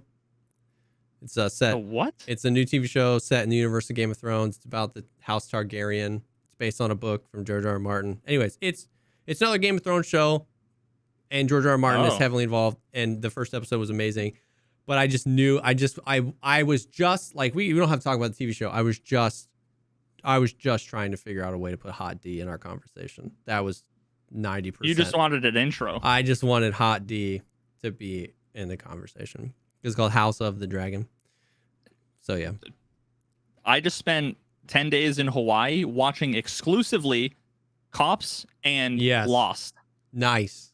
So I'm living. So you're ready for some Hot D's. What you're was saying. watching television while you were watching something else. Hell yeah. I'll have to see what the fuck that's all about. Did you watch Game of Thrones? Did you like it? Yeah. Okay. I thought it was fantastic. Okay. Yeah. And just like Lost, I'm not going to maul about the ending. I will. I'm one of those nerds. Yeah, the ending sucked, sure, but there's 8 billion episodes beforehand that were all good. Oh, yeah. It's still the first 5, 6 seasons. It's just like sex. If you have like 9 hours... No, actually, that's a bad example because... No, elaborate. Never mind. I was just gonna say, if you have like 9 hours of fantastic sex and then the ending is ruined, that is actually really disappointing. You could have. The thing is you could have. That's a really bad metaphor. You could have said it because gamers don't have sex. They would have been like 9 hours. Is that what I should be prepping for? They were like, Peepo G. Yep. Mm-hmm, yeah, yep. Yeah. Sex for 9 hours. Yes, I do that. Yes, I have done that. I have totally also done that. God, that's for the 7 of us here that have had sex before. You have kids, you can prove it. I guess I can't. You'll just have to take my word for it. 9 hours would be fucking terrible. I'm just saying that does not sound like a good time. I'm out of breath. Yeah. Thinking about it. No shot. Fuck that, dude. No shot. Fuck that. No shot. The equivalent here is if Game of Thrones was, if it finished before the first commercial break, but it was fantastic up until then. There it is. That's what it's like. That's what it's like. That's what it's like. Wow. Wow. Welcome to my hole. Welcome to the hole. Dude, we should do like a... Oh, that would be funny. Dude, I actually need to message you about something. We need to talk about something, but unrelated. That would be unrelated. That would be a funny like you know how like a lot of times podcasts will sometimes have like additional shows. It's like this is the like funny thing we do every few weeks. Like the whole would be a good one where like you and me just deep dive on some like super random topic. The whole would be a good thing where you and I deep dive. Okay. Is this some like... No. Yes, it's exactly what you're thinking. OnlyFans. You Unrelated. and I just get on a Discord call, take our fucking pants off, and deep dive in the hole. Unrelated to sex, the hole would be something you and me could go deep. Never mind. Is this another podcast, or is this like a segment? What the fuck are you on about? Yeah, we'll message you. Okay. Yeah. Anyways, all right. If you have some time, check out the Hot D. If you liked Game of Thrones, I believe you will like Hot D. There's only one episode? Yeah. Dude, fuck that. Talk to me when it's done. I don't want to watch one thing and then forget about it. Yes, you do. Until next week where you're like, did you see episode 2? I'm like, oh, fuck, no, I forgot about it. Yes, you do. Listen, it's Friday, right? Sunday's the next episode, so it's only a few days. And then I gotta wait another week. Yeah. I'll be done with it before my stream's over. Yeah. And be waiting for the next fucking episode. But it's worth it. Okay, I'm just gonna Google hot D Everybody needs when my wife is walking some by. hot D on a Sunday night. Mm-hmm. Well, if you made it this far, god dang, you are a degenerate. Why? No, I'm just kidding. Thank you guys. Yeah, you're a real one. Yeah, you're a real one. Comment hot D in the YouTube video if you made it. If you made it this far, comment hot D69. Oh God. But thank you guys for hanging. It was good to be back. We took a week off. V was on a vacay, and it's good. It's good. Thank you guys. I mean, seriously, we say it all the time, but thank you guys for the love. Thank you guys that you care about this and you enjoy the whole and all of it. So this will be live. It's Friday, which is throwing me off. The whole with a W or without a W? Yes. Okay. And this will be live on all the podcast platforms and on YouTube on Monday. Man, it does feel good to be back. Thank you guys for hanging, and we'll definitely see you all in the next one. Peace.